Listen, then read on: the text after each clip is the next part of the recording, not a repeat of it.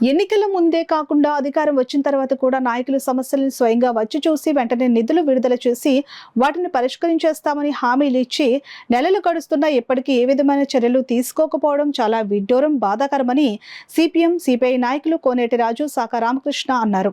Pithapuram municipal guest house లో గల పాడా కార్యాలయంలో పాడాపేడి శ్రీనివాసరావు ఆధ్వర్యంలో జరిగిన ప్రజా ఫిర్యాదుల పరిష్కార వ్యవస్థ కార్యక్రమంలో పట్టణంలోని 29వ వార్డులో రోడ్డు సమస్యపైన సిపిఎం జిల్లా నాయకుడు కోనేటి రాజు ఫిర్యాదు చేశారు. అలాగే ఇళ్ల నిర్మాణాలకు లోన్లు ఇవ్వకుండా నిలిపివేయడంతో ప్రభుత్వం ఇచ్చిన స్థలాల్లో ఇళ్లు నిర్మించుకుంటున్న పేదలు తీవ్ర ఇబ్బందులు పడుతున్నారని, వారికి వెంటనే ప్రభుత్వం లోన్లు మంజూరు చేయాలని సిపిఐ పట్టణ కార్యదర్శి సాక రామకృష్ణ ఫిర్యాదు అందించారు. అలాగే పిఠాపురం పట్టణం గొర్స రోడ్డు నిర్మాణం చేపడతామని కొన్ని నెలల క్రితం ఇచ్చిన హామీని వెంటనే అమలు చేసి ప్రయాణికుల ఇక్కట్లు తొలగించాలని కూడా ఆయన ఫిర్యాదు చేశారు. నియోజకవర్గంలోని పలు ప్రాంతాల నుంచి ప్రజలు పలు సమస్యలపై ఫిర్యాదులు అందజేశారు. ప్రజలు ఇచ్చిన ఫిర్యాదులను పరిశీలించి ప్రాధాన్యత పరంగా పరిష్కార చర్యలు చేపట్టడం జరుగుతుందని పాడాపేడి శ్రీనివాసరావు తెలిపారు. మున్సిపల్ కమిషనర్ కనకారావు, వివిధ శాఖల అధికారులు, సిబ్బంది కార్యక్రమంలో హాజరయ్యారు.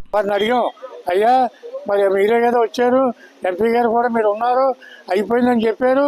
ఏమైపోయిందండి? ఇంతవరకు కూడా ఆ రోడ్డుకి దిక్కు ఇవ్వడం లేదని అడిగితే మేము ఇదిగో కాంట్రాక్ట్లు ఎవరో రావట్లేదు, కాంట్రాక్ట్లు వస్తే చేస్తామని హామీ మాట చెప్తున్నారు తప్ప అది మాత్రం ఇప్పటికీ కూడా ఆచరణలో జరగలేదు. ఇప్పుడు మళ్ళీ కమిషనర్స్కి కలిస్తే వారు ఏమన్నారంటే నేను రేపు అక్కడికి వచ్చి పరిశీలించి దాని సంగతి ఏంటో చూస్తానని హామీ ఇవ్వడం జరిగింది. మరి హామీగా ఉండిపోకుండా అది నిలబెట్టుకొని ఈ కొన్ని నెలల్లో ఆ రోడ్డు పూర్తి చేయాలని సిపిఎం పార్టీగా మేము డిమాండ్. ఈ ఇల్లు విషయంలో దృష్టి పెట్టి తక్షణమే బిల్లులు చెల్లించాలని సిపిఐ పార్టీ తరఫున డిమాండ్ చేస్తా ఉన్నాం.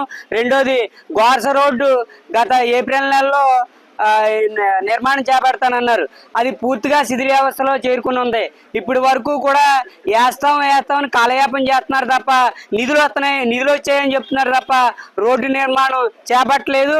అక్కడ రోడ్డు అంటే ప్రయాణించే 7 కాలంలో నాగంపేట, ఆనందనగరం, కొమరగిరి దాకా ప్రయాణికులు చాలా ఇబ్బందులు పడుతూ ఉన్నారు. కాబట్టి నిధులు విడుదల అయ్యాయి కాబట్టి తక్షణమే రోడ్డు నిర్మాణం కూడా చేపట్టాలని మేము సిపిఐ పార్టీ తరఫున డిమాండ్ చేస్తాం.